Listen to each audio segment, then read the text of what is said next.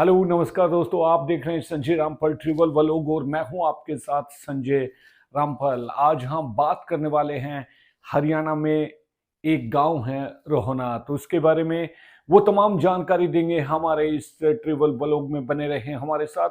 अगर आपने दोस्तों हमारे चैनल को सब्सक्राइब नहीं किया है तो बेहतरीन और उम्दा ट्रिवल व्लॉग देखने के लिए हमारे चैनल को जरूर सब्सक्राइब करें, बने रहें हमारे साथ। हरियाणा के रोहनात गांव का जो इतिहास है वो 1857 के स्वतंत्रता संग्राम से जुड़ा है। इस गांव में अंग्रेजों ने जलियांवाला बाग जैसा नरसंहार किया था। रोहनात गांव का इतिहास 1857 की स्वतंत्रता संग्राम में रोहनात के लोगों ने अंग्रेजों पर हमला किया था। इस हमले में हांसी और हिसार के कई अंग्रेज अफसर हैं वो मारे गए थे। इस हमले में क्रांतिकारियों ने जेल में बंद हजारों कैदियों को आजाद करा लिया था। इस घटना के बाद अंग्रेजों ने गांव पर हमला किया और तोपों से इसे नष्ट कर दिया गया। अंग्रेजों ने गांव के लोगों को पीने का पानी भी नहीं दिया और कुओं के मुंह पर मिट्टी से ढक दिया गया। अंग्रेजों ने गांव के लोगों को बंदी बनाकर हांसी की सड़कों पर रोड रोलर के नीचे कुचल दिया गया। गांव के स्वतंत्रता सेनानियों की जमीन जब्त कर ली गई और नीलाम कर दी गई। गांव के लोगों को आज भी नीलाम की गई जमीन पर अपना हक जताने की मांग है। गांव के लोगों का कहना है कि जितनी कृषि योग्य भूमि थी 20,656 बीघा उसको नीलाम कर दिया गया सारी को।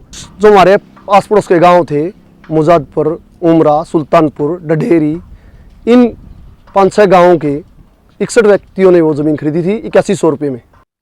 वे आज भी आजाद नहीं हुए हैं और अंग्रेजों की सजा भुगत रहे हैं।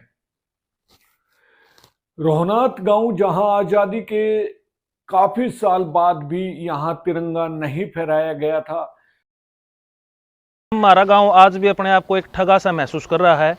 ठगा होने के कारण क्या है कि उन्होंने बोला था कि इस गांव की ज़मीन आपको वापस दिला दी जाएगी, लेकिन आज़ादी का नाम लेकर उन्होंने पक्षपात किया है। ना तो वो कोई सुविधा देके गए गांव को, और ना रोज़गार के मामले में उन्होंने कोई रिजर्वेशन रखी इस गांव की, ना कोई ज़मीन लौटाने का वादा पूरा किया, और वो अपनी तरफ से ये कह के चले गए कि आपका गाँव आज़ाद है। लेकिन आज भी इस गाँव के युवा, यहाँ के पढ़ने वाले, यहाँ के रहने वाले लोग अपने आप को ठगा हुआ महसूस करते हैं।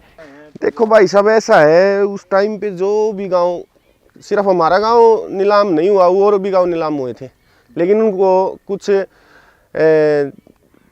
दे करके सरकार ने बहाल कर दिया था। उनको सुविधाएं दे दी गई थी उस टाइम पे। हमारा गांव ऐसा था जिसको सुविधाएं नहीं मिली और बहाल नहीं हुआ था। तो इतने सालों बाद सीएम साहब ने सूद ली थी गांव की, तो यही चाहते हैं भाई गांव को कुछ अलग सुविधाएं दी जाएं जिससे हम समाज के बराबर आ सकें। सारी जमीन नीलाम हुई, कौन खरीदने वाला था, कैसे कैसे खरीदी गई, ब्रिटिश सरकार ने क्यों नीलाम की, ये तो सारे रिकॉर्ड की बातें हैं। फिर भी सरकार कुछ नहीं कर पा रही। तो अभी उम्मीद है, जो प्रधानमंत्री जी आए थे ना, उन्होंने ये कहा था भाई लाल सड़क पर हम उनसे मिलेंगे और ये कहेंगे भाई ये लाल सड़क हमारे लोगों की खून से लाल हुई थी, आज हमारे को कुछ न्याय दो। उम्मीद है, बाकी आगे मान लीजिए। अंग्रेजों ने तोप से यहाँ के गांव को नष्ट कर दिया गया था। स्वतंत्रता संग्राम में भारत के लाखों वीर योद्धाओं ने अपनी जान की कुर्बानी दी थी, लेकिन आज कुछ यादें सजोकर रखी गई हैं और कुछ के बारे में कोई नहीं जानता। इसी में शामिल थी 1857 की क्रांति की कहानी, जिसमें हिसार के रोहनात गांव के नायक अंग्रेजी सेना के छक्के छुड़ा दिए थे। वो तारीख थी 29 मई 1857।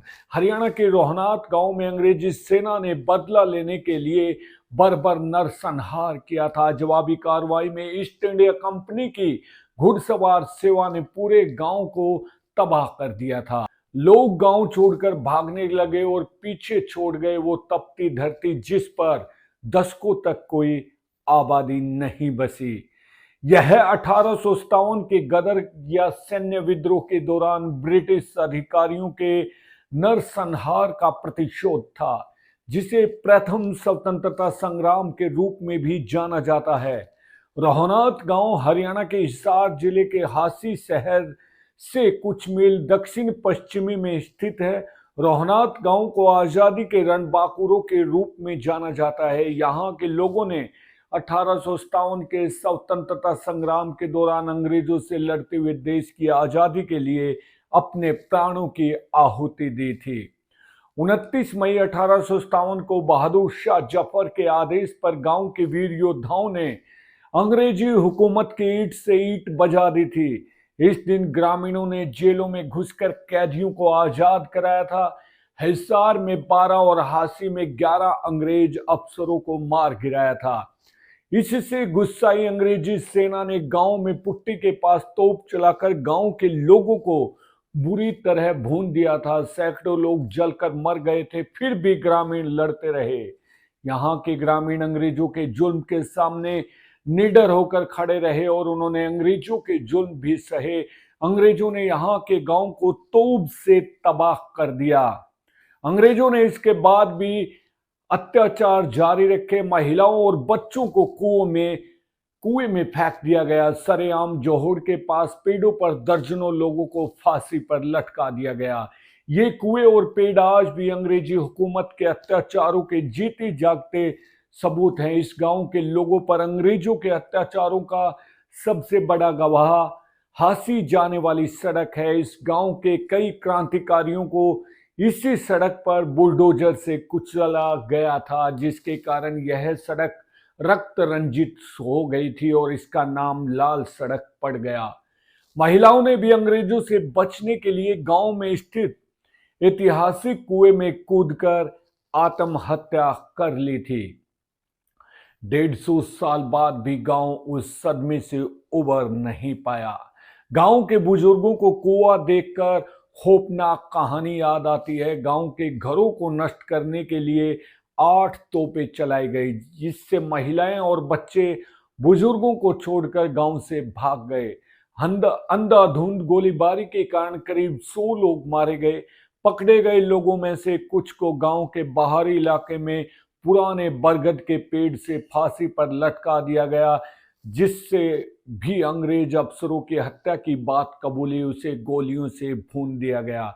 इस घटना के महीनों बाद तक यहाँ कोई इंसान नहीं दिखा। 14 सितंबर 1857 को अंग्रेजों ने इस गांव को बागी घोषित कर दिया और 13 नवंबर को पूरे गांव की नीलामी के आदेश दे दिए गए। 20 जुलाई 1858 को गांव की जमीन और मकान तक नीलाम कर दिए गए। इस जमीन को आसपास के 5 गांव के 61 लोगों ने महज 8,000 रुपए की बोली लगाकर खरीद लिया।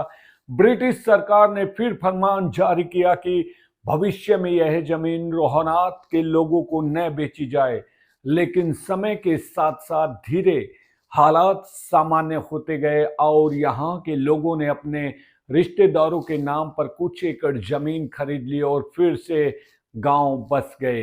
13 मार्च 2018 से पहले रोहनात गांव में कभी भी आज़ादी का जश्न नहीं मनाया गया और न ही गांव में राष्ट्रीय ध्वज फहराया गया, क्योंकि किसी भी सरकार ने यहाँ के ग्रामीणों की मांग को पूरा करने पर ध्यान नहीं दिया। इसी गुस्से के कारण यहाँ के लोगों ने आज़ादी का जश्न नहीं मनाया। लोगों को इस बात का अफसोस था कि देश की आज़ादी के लिए अपना सब कुछ गंवाने के बाद भी उन्हें वो जमीन तक नहीं मिली जिसके लिए वो लड़ते रहे। इसी बात से नाराज होकर ग्रामीणों ने यहाँ कभी झंडा नहीं फहराया। कुछ समय पहले तक भी कुछ जमीन को लेकर विवाद था। वर्तमान सरकार ने इस विवाद को सुलझाया। इसके बाद 23 मार्च 2018 को पहली बार मुख्यमंत्री मनोहर लाल खट्टर ने गांव के बुजुर्गों के हाथों राष्ट्रीय ध्वज फहराकर गांव के लोगों को गुलामी की भावना से मुक्ति दिलाई।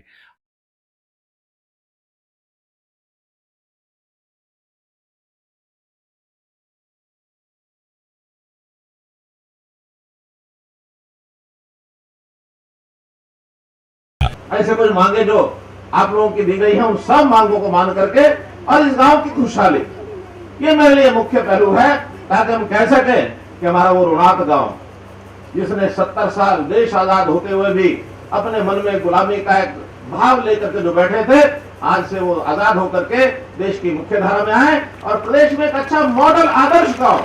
अब हर कोई देश की आजादी में रोहनात के बुजुर्गों के योगदान के बारे में जान सके, इसलिए रोहनात के गांव बुजुर्गों के योगदान पर दास्ताने रोहनात नाटक भी बनाया गया। नाटक में 1857 की क्रांति में रोहनात गांव के बलिदान को दर्शाया गया, जिसे देखने के लिए देश भर के लोगों में भी विशेष उत्साह देखने को मिला।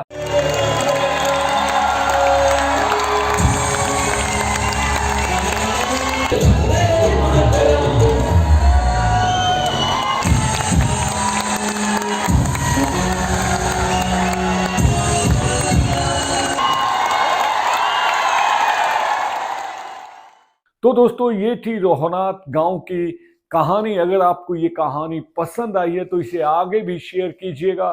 फिर हम ले चलते हैं आपको एक नई यात्रा पर। तब तक आप बने रहिएगा।